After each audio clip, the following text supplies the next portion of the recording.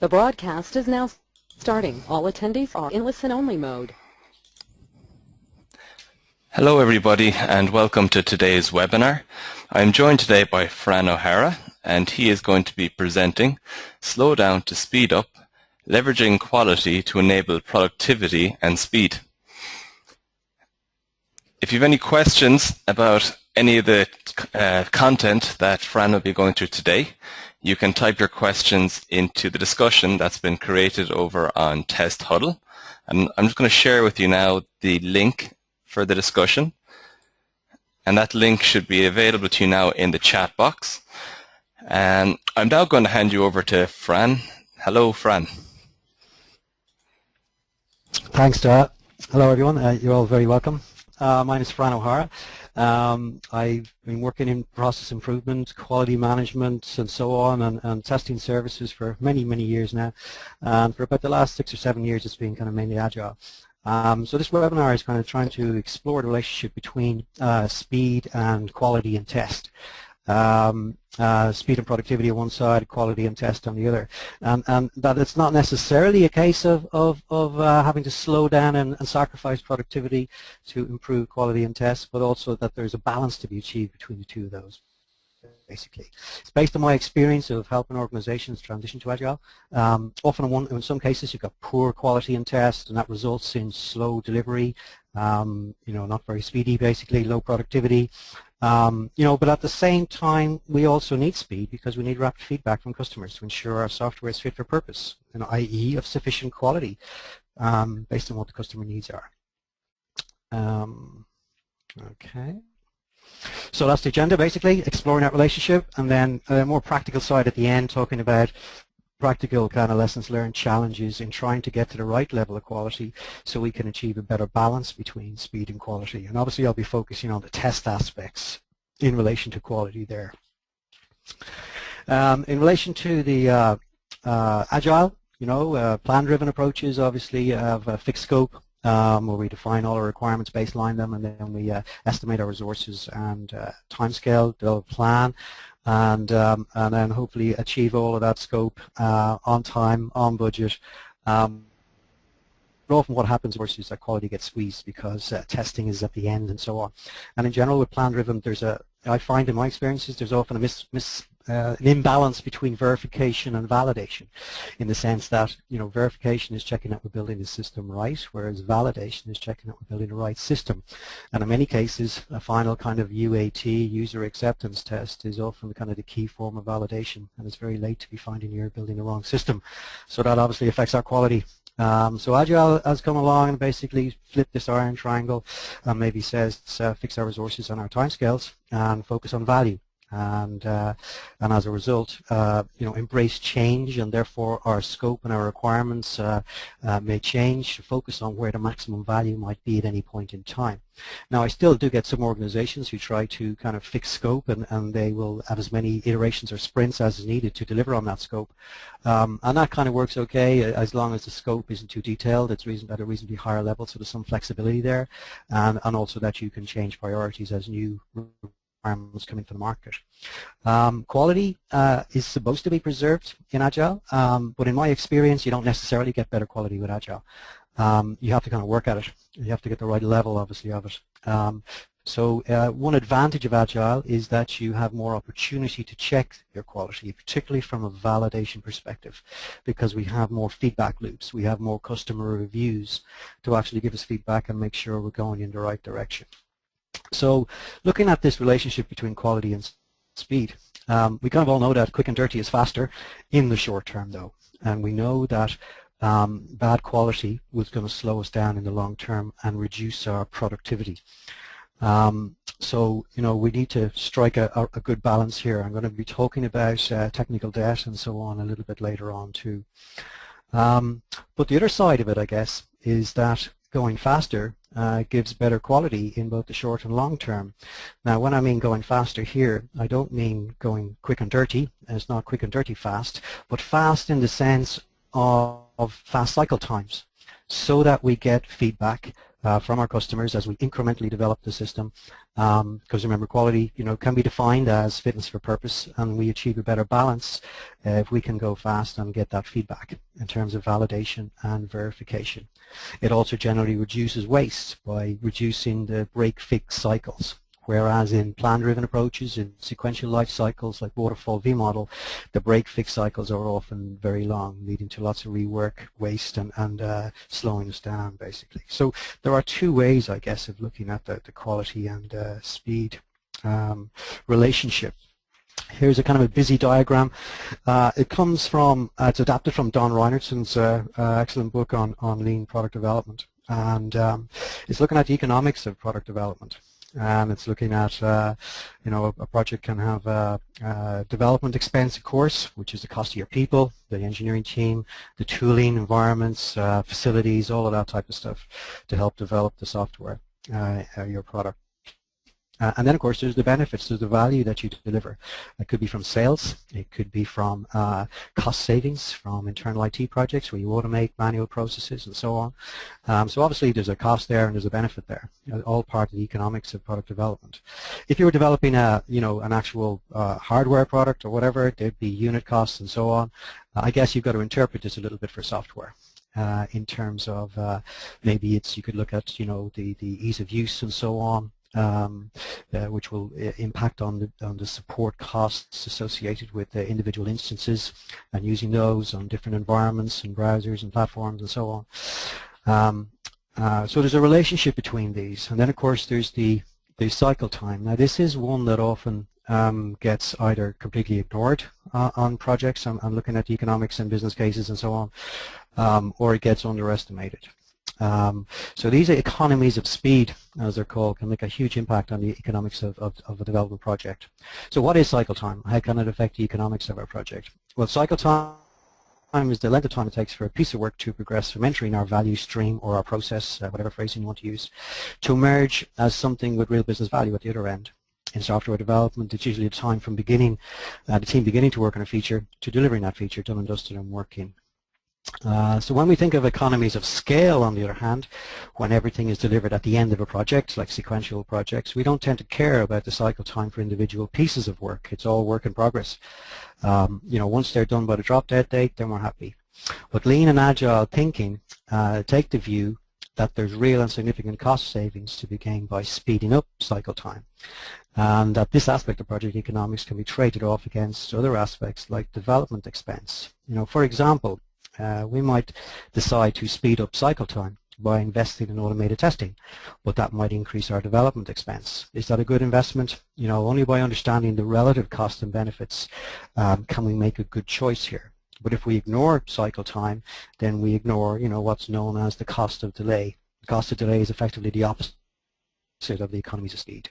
So long cycle times and the associated cost of delay can have a much bigger impact on the economics of our development efforts than just the development expense. So we should always try and be conscious of the cost of delay on our projects, maybe try and quantify them, minimize them by employing the economies of speed.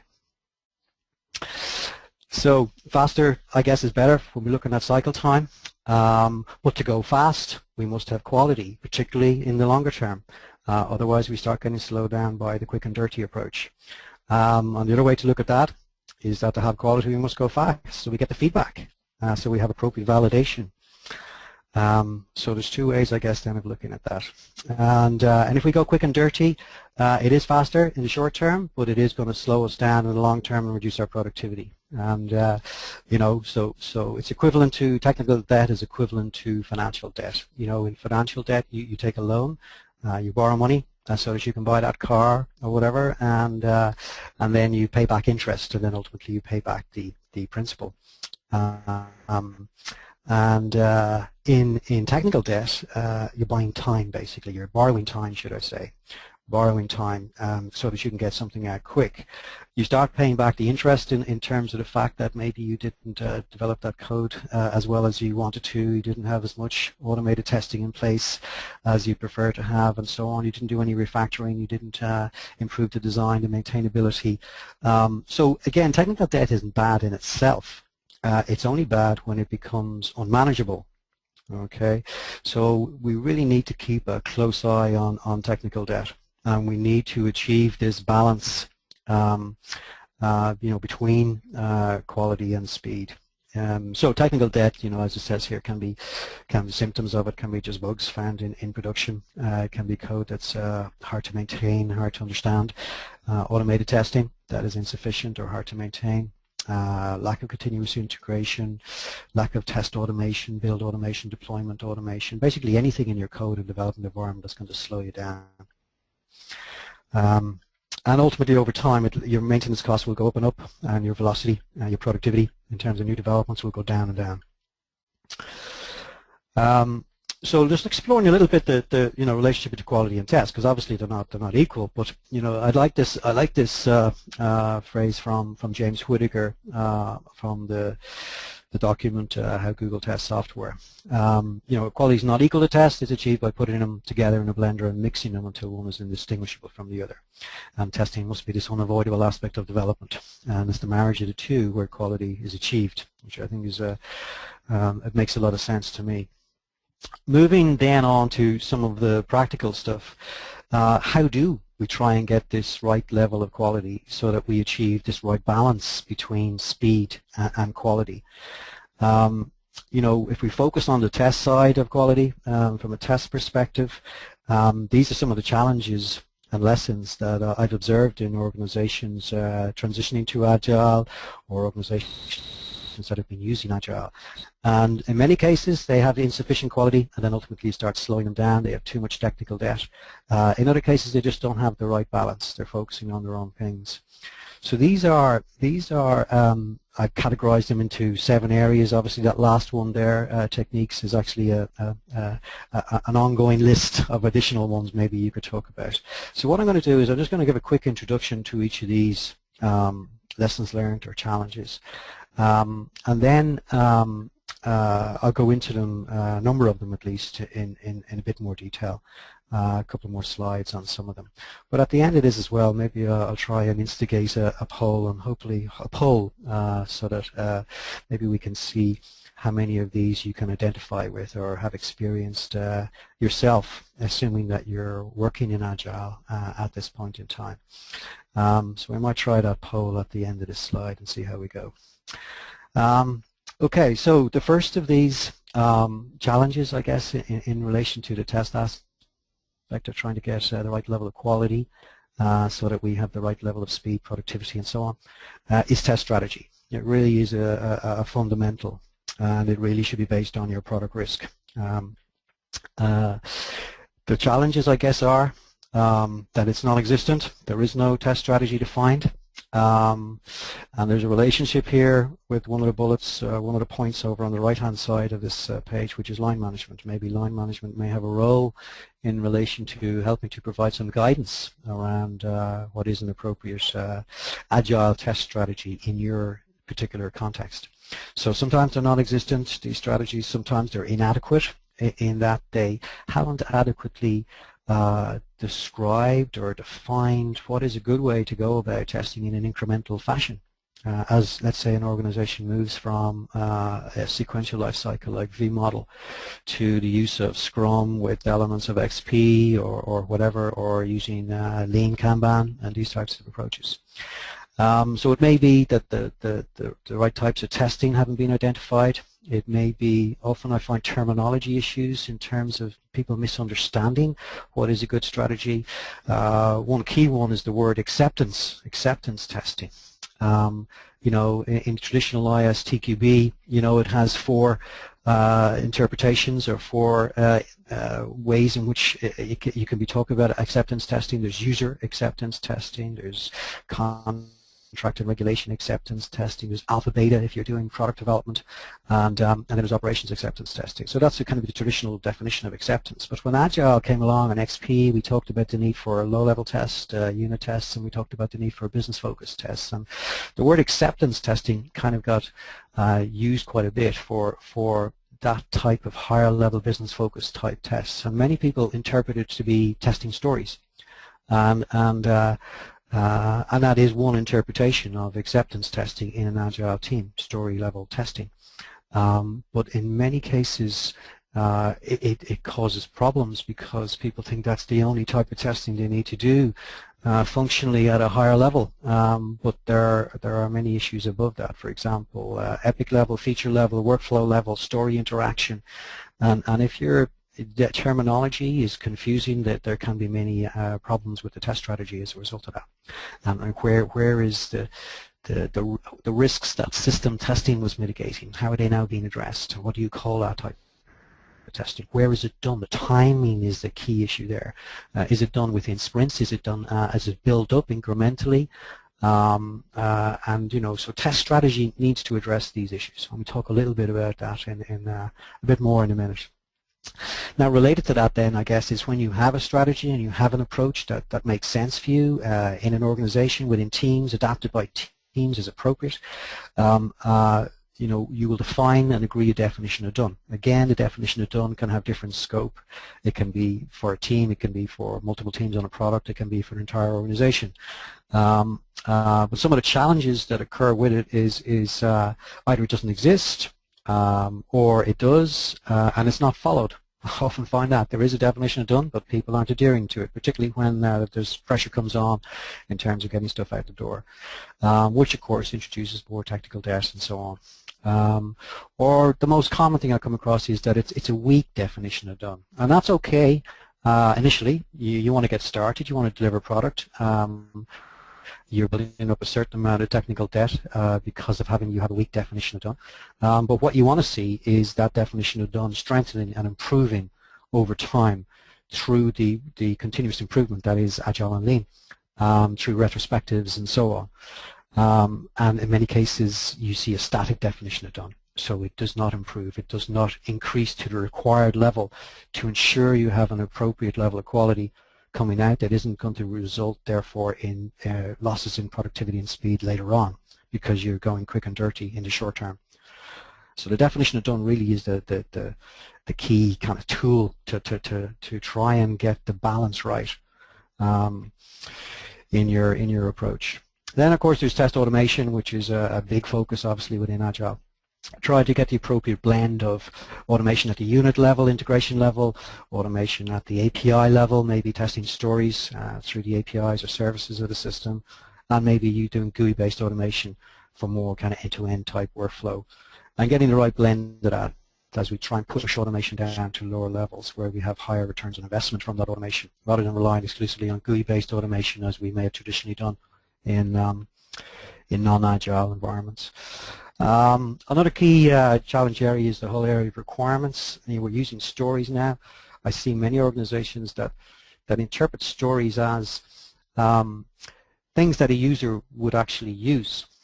They're kind of confusing the concept of a minimal marketable feature with a user story. A user story is an incremental development, and therefore is quite granular and small, and it needs to be small for a number of reasons. A number of them obviously would come together to work together to provide you with some overall level of functionality or feature that a user might use in its entirety. So sometimes stories are just too big, and that creates lots of problems from a quality and test perspective. And sometimes the definition of non-functional requirements. Again, Agile teams often defer a bit too much to the end, either in the definition of the requirements or in terms of dealing with that requirement and testing for it. Excuse me. So trying to capture the non-functional requirements, and then in your strategy you have an appropriate way of trying to, again, incrementally test whether you're working towards the achievement of that non-functional requirement, be it performance or whatever. Another area then is test competency. In traditional development, you have a hierarchy of roles in the test function often. You've got test managers, test leads, senior testers, junior testers, and so on. In Agile, we tend to think, do we need a tester on the Agile team? And if we do have a tester on the Agile team, that means we're sorted. We have that competency addressed as part of a cross-functional team. Now, the reality is that the tester on that team may not have a lot of experience. They may not have the experience to be instigating discussions around the overall test strategy or approach on this project, and the kind of way you need to adapt adapt your general strategy for this particular project. So that lack of test competence is not solved by just having a tester per se on an Agile team. So again, I can talk about that a little bit more.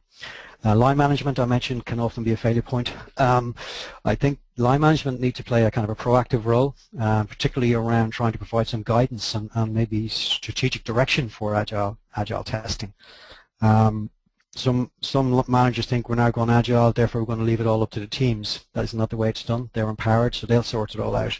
I think line management have a role to support the teams. Not to be too prescriptive, of course, but a role to provide them with guidance and support.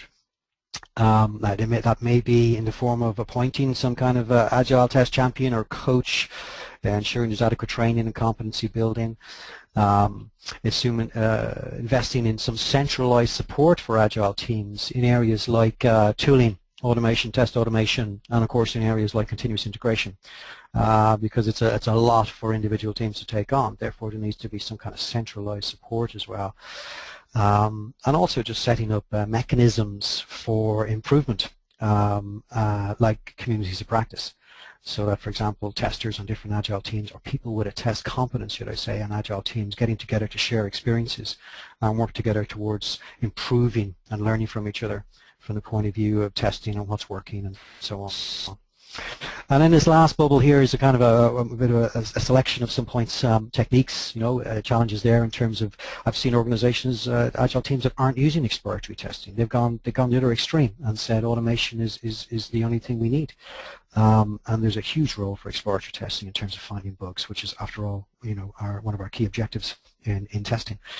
Planning for quality, again, that upfront release level, feature level thinking around the kind of risks we face with this release and with these set of features, and identifying the kind of testing we need to do. Adapting the strategy as appropriate based on product risk. That can be a challenge, again, partly because of the competency issue, maybe partly because of the involvement of the right people at the right time, and so on. Documentation issues, again, traceability, being able to link user stories to tests, that type of thing can be a challenge. So there are kind of a selection of things I've seen in practice on Agile teams, where organizations have difficulties, basically from a test perspective, and as that relates to quality. Let me see now if we can try, just to make this a bit more interactive, the idea, we're going to try and do a poll. Now I'm selecting a poll here, and I'm just about to launch it. So hopefully you guys will see this, and hopefully you'll be able to fill in the poll, and then maybe we'll see what the results are from this. So I think the question is around, if you currently are working in an Agile environment, how many of those, what have I listed there? 7 groupings, I guess, 7 topics around lessons learned or challenges. How many of those have you actually experienced? It'd just be an interesting, I think, figure just to feed back to you guys then, once this kind of poll completes. So I'll just give that a minute or two, or a few seconds, should I say. And we're up to about 45% of people have voted. Obviously, if you haven't been working in Agile, basically the poll doesn't relate to you, I guess. It's if you've been working in Agile and have you experienced any of these.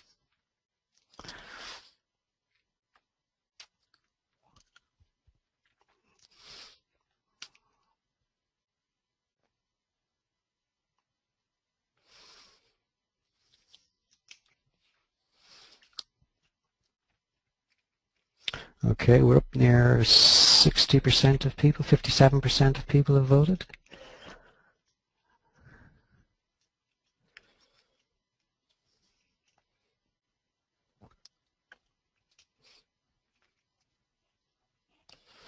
And I'll just probably close it off around there, yeah.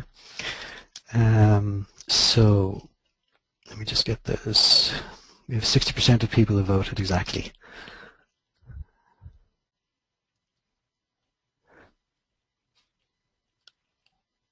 So let me close that up now.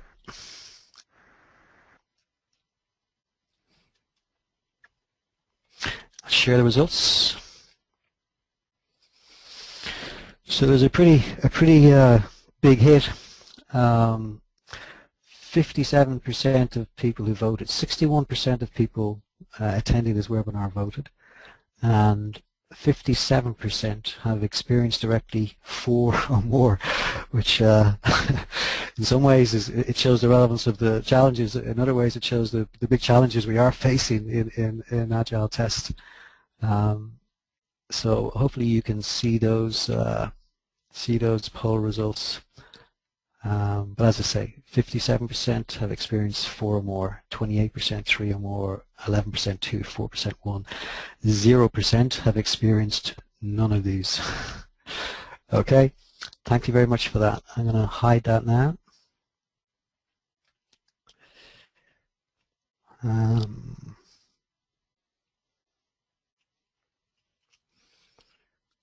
Okay, whoops, sorry, hide. Okay, let me just go into a little bit more depth in just a few of these points, and then we'll wrap it up, and we'll have maybe some Q&A on the test HUD later if you have availability for that. On the test strategy side, then, you know, what I often see is people saying, well, this is what we need. We need a bit of acceptance testing. And then my first question is, well, what is acceptance testing to you? And the answer is usually, well, testing the stories, okay, which again to me is either a limited definition of acceptance testing, because there's a lot more that is at risk from a product perspective. But it doesn't really matter what terminology you use, as long as you have consistent and everybody within your organization understands what acceptance testing means, and you have the other types of testing if the definition of acceptance testing is potentially too narrow. And I'm suggesting that this may be too narrow. This is basic testing. I'm not saying you shouldn't be doing this. I'm saying this is what you should be doing, but there's more probably that's required. So story level acceptance type testing, needed automated unit testing. Obviously above that you may have automated integration level testing. And then of course there is a real need for manual exploratory to kind of augment, supplement, balance with the automation as well, because there's a role for both within Agile. Automation to support you increased regression risk, and manual, very productive, efficient, effective testing that is exploratory to find a lot of bugs as well. So I think that the balance between the two is needed. But that is the basics that you need. If you were to look at Brian Mark's testing quadrants, which is widely kind of quoted, if you go to the book on Agile testing by Lisa Crispin and Johnny Gregory, it's kind of used as a framework within that book, and that excellent book. So it's well worth having a look at that. But again, it breaks down our testing. The point here is that some of these tests may not be types of tests may not be applicable to you, and similarly, this may be totally insufficient for the kind of testing that you may need to do in your context, given your risk with your product. But obviously it's a broader set of tests than what we just had on the previous slide, and you've got to define then, for example, in obviously Q1 you've got your automated unit tests using JUnit or whatever frameworks you've got some integration testing going on in the form of, I think, component testing as it's called here. Quadrant 2, you've got your story level, but you've got broader story interaction, functional tests, moving as you incrementally develop your product potentially towards what you might have done in system functional testing. Now, what do you want to call all of that? Quadrant 2 acceptance testing, or that's completely up to you. It's a terminology issue. But there are a broader set of tests needed than just story level testing. What about how stories interact? How about how they support the higher level epic and its acceptance criteria? Who's testing that? What about the feature that a number of epics are supporting? What about the workflows that the user will go through? And again, like some of them can be covered in Quadrant 3 in scenario type testing. That's manual. Some of it could be automated in Quadrant 2. Then there's exploratory, and then there's business user acceptance testing if you've got some business users, or alpha beta if you've got a product. And then there's non-functional areas, of course, if usability is a risk, if accessibility and so on. Other technical non-functional areas in Quadrant 4 then, using tools like low performance stress testing, technical security testing, all the other ilities, you know, scalability, availability, reliability, maintainability, portability, etc. Installation, backup recovery. There's a shopping list there of potential risk. If they're not a risk, you don't have to worry about them. If they are, then potentially you've got to figure out not only do you need that test prototype. But the thing that's missing from this diagram is where you're going to do this testing. Like, are you going to park the hard stuff till the end, like quadrant 4, leave that till just before the release, and then we'll start doing some performance testing?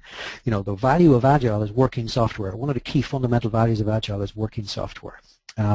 Therefore, we should be trying to get as close as possible to potentially releasable software coming out of our sprints, which means that we should be investigating performance within sprints rather than parking it and storing up that risk till the end.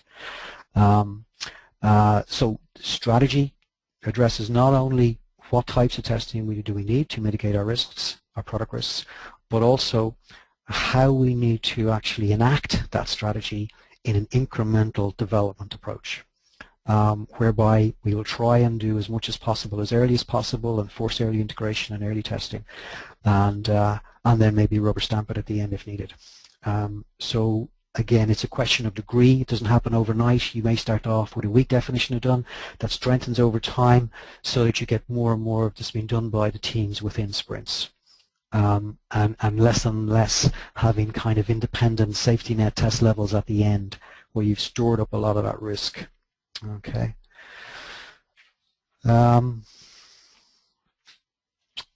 Okay. Sorry, one thing on quadrant 1 as well, of course, is that, you know, what about static testing? You know, that has such a strong role, and even more so in Agile, because Agile, we don't have large docs to review, for example, but we've got code to review. So the great thing about Agile is it's got developers doing automated unit testing, it's got developers doing code reviews again, sometimes using tools to support those code reviews, the use of static analyzers, all that kind of stuff, finds defects early. So again, as part of an effective test strategy that's going to try and speed things up, they really need to be considered and augmented, added to your version of Mark's testing quadrants. Yeah. So based then on the strategy that you've agreed, the definition of done then kind of reflects the agreement then between the PO, the product owner, and the Agile team, be it a development team within Scrum or whatever your method is. And as I mentioned, the key point is that you define a definition of done that's as good as you can do right now, but that should evolve over time to get to the level that you want it to get to produce the quality that you need, both in terms of what the customer wants in terms of quality, but also the level of quality that's striking the right balance between the quality on one hand and speed and productivity on the other. Because if it's insufficient, it's going to slow you down in the long term. So because you will be increasing the technical debt constantly as you go, because you haven't enhanced and improved that definition of done and increased the level of quality to the required level. So it's perfectly fine to start off with you know, a current situation, but the idea is that that should be focused on improving. You should put in more automation frameworks and so on. So the DoD, the definition of done, is used to guide the team in estimating. It's used to increase predictability for the product owner and to accept their done product backlog items, PBIs, be they user stories or whatever is in your product backlog. So a done may apply to a story, or it may apply to an increment coming out of a sprint, or indeed it may even apply to a release. I'll look at an example in a second. That has 3 levels of done. You know, people talk about done and done, but I guess you've got to decide what makes sense in your context. And then, of course, the scope of the definition of done in the other dimension is does it apply just to this team? Do they invent their own? Does it apply to multiple teams on the one product? Because it makes no sense for one team to be producing high quality and one team to be producing poor quality on a single product. It makes sense to have a common definition of done with multiple teams on a single product. And then occasionally you find organizations who define maybe a minimum definition done across the organization, trying to maybe set a little minimum standard, which may be, of course, augmented by each team, customized by each team.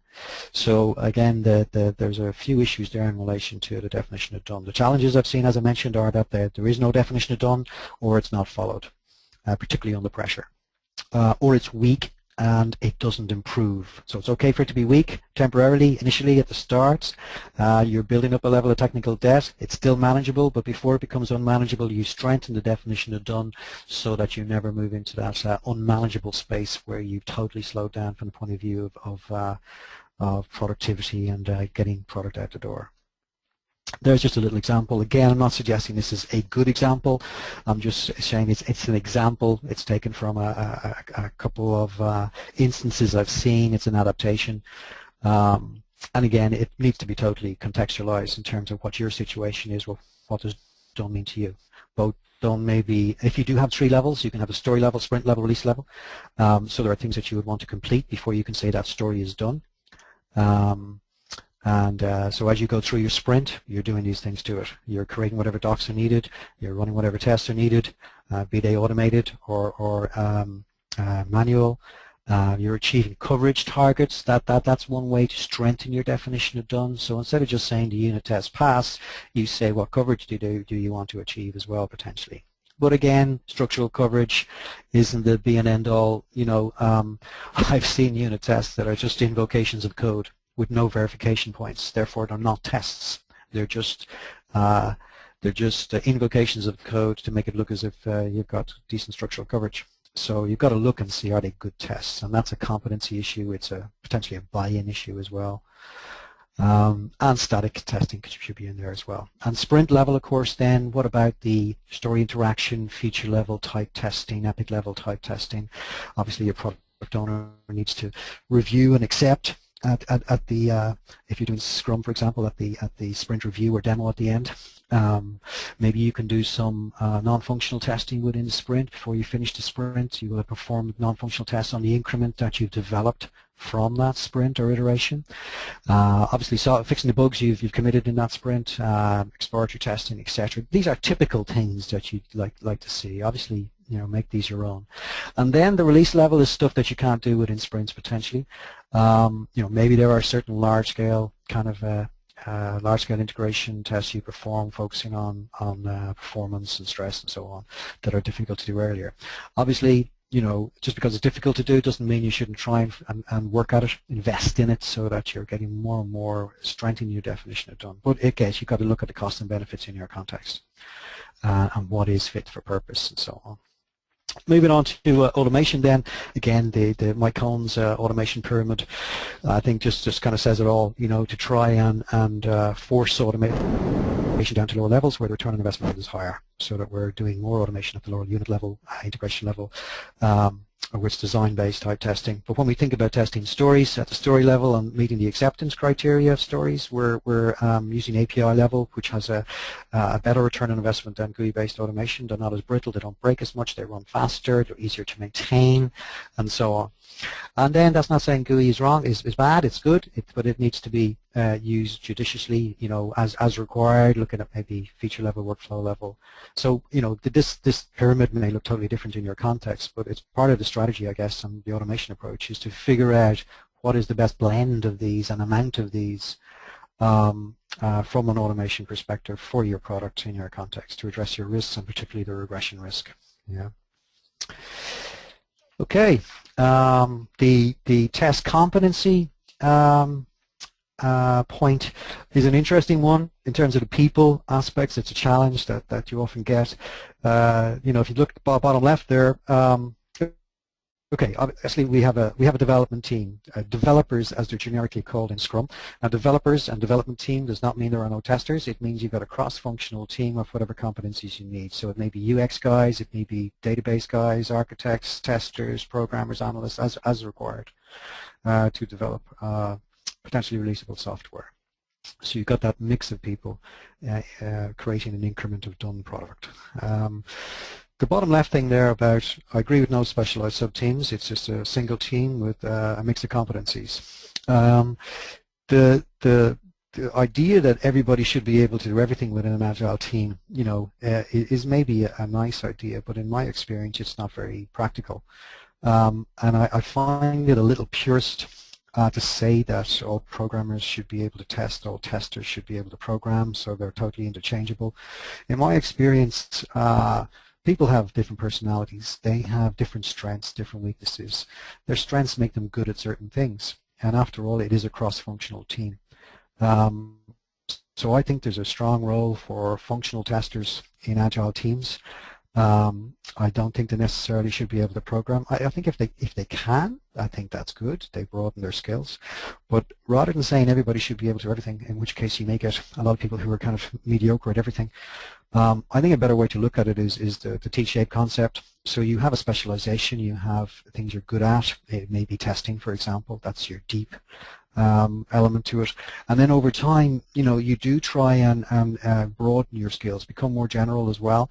That could be that you broaden them into the domain area, so you've got better business expertise to work alongside the product owner and make judgments about what's important to test from a business customer perspective and so on. Support the development and prevention of defects in creating good stories with good acceptance criteria. Or it may be that you broaden your skills to start to develop test automation skills and so on, and possibly ultimately into programming of the actual system. But I think that should be a gradual thing rather than a mandated thing, because if you get the whole team collaborating together, as Janet Gregory refers to it, you get that kind of the magic that happens in terms of people collaborating together. So I think it's a better way to look at it, rather than be too purist about it, which is why I put a question mark down in the bottom left there.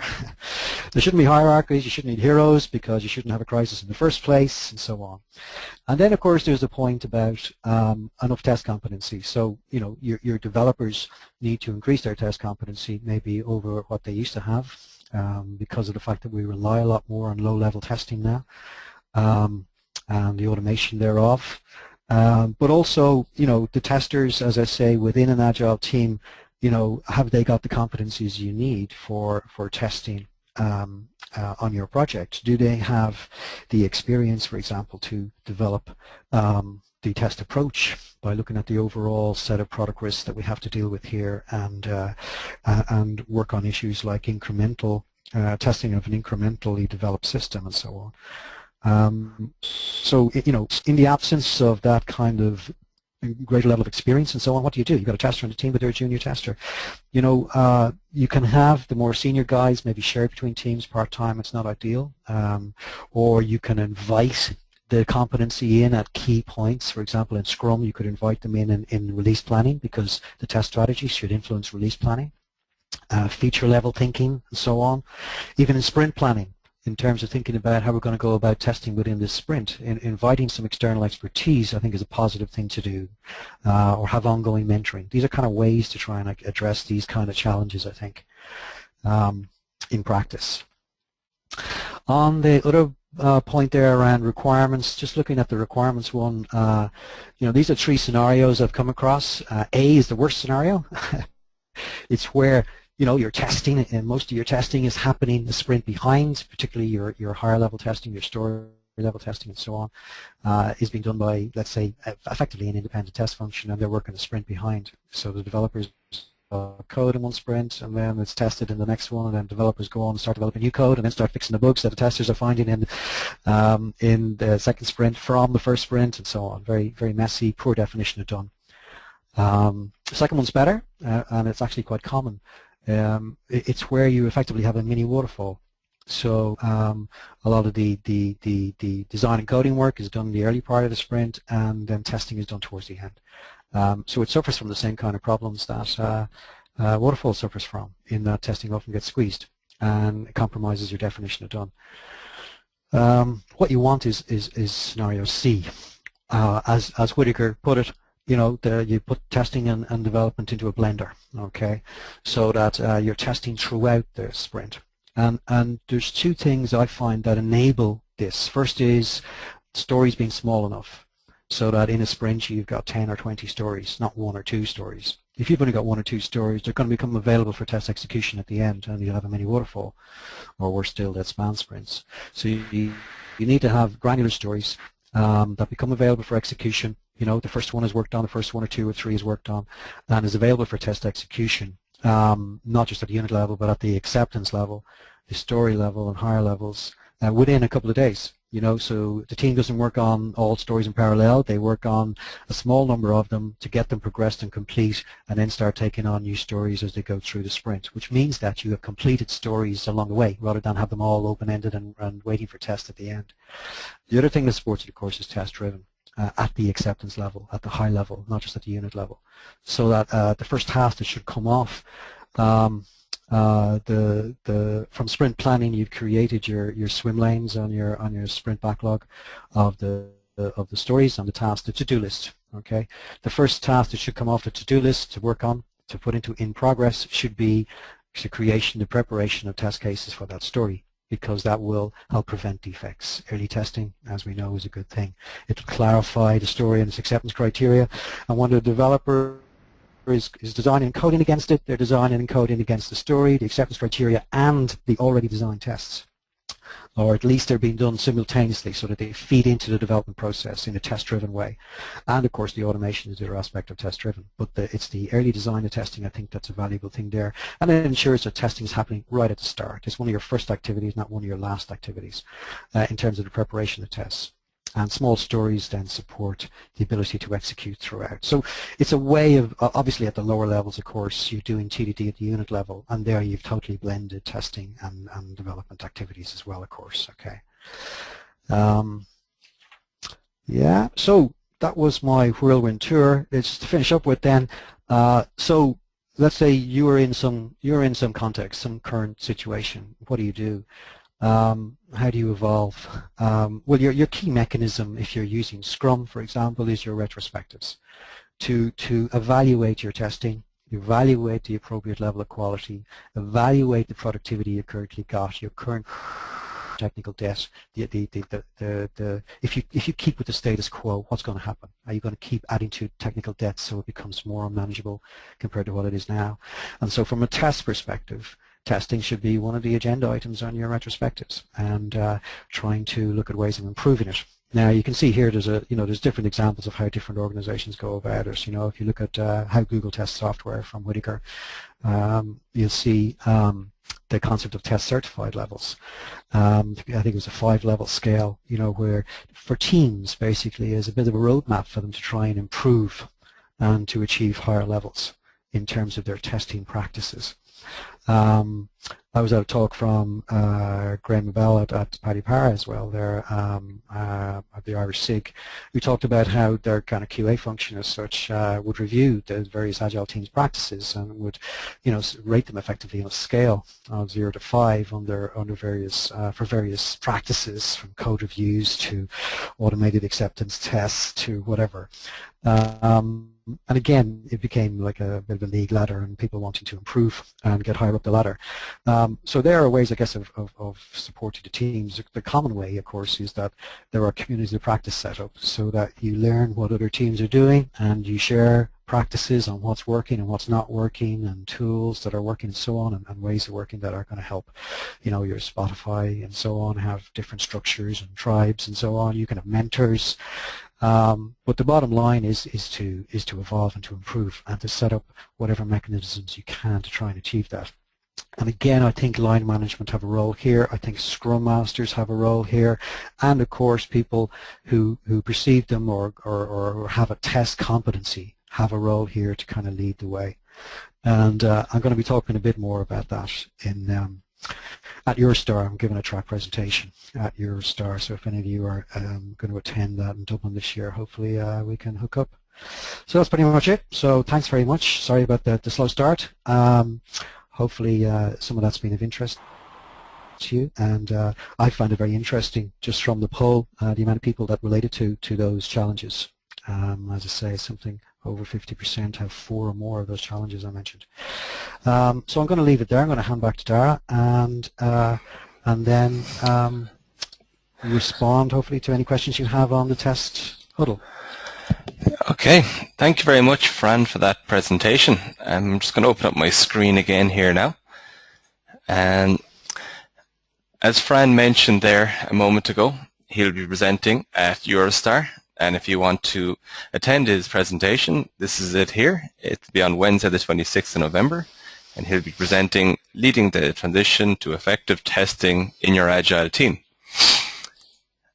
And I just want to make you aware as well of a webinar we have taking place next week. And this will be presented by Gordon Flower of SQS Ireland. And he will be presenting Leveraging the Cloud for On-Demand Test Services. We're now going to move across to Test Huddle. So let me just share with you again the link. And you should see that pop up now in your chat box. Fran will be there and he'll answer your questions. Thank you all for attending, and thanks again, Fran, for today. Thank you. The webinar is now finished. We'll see you on Test Huddle.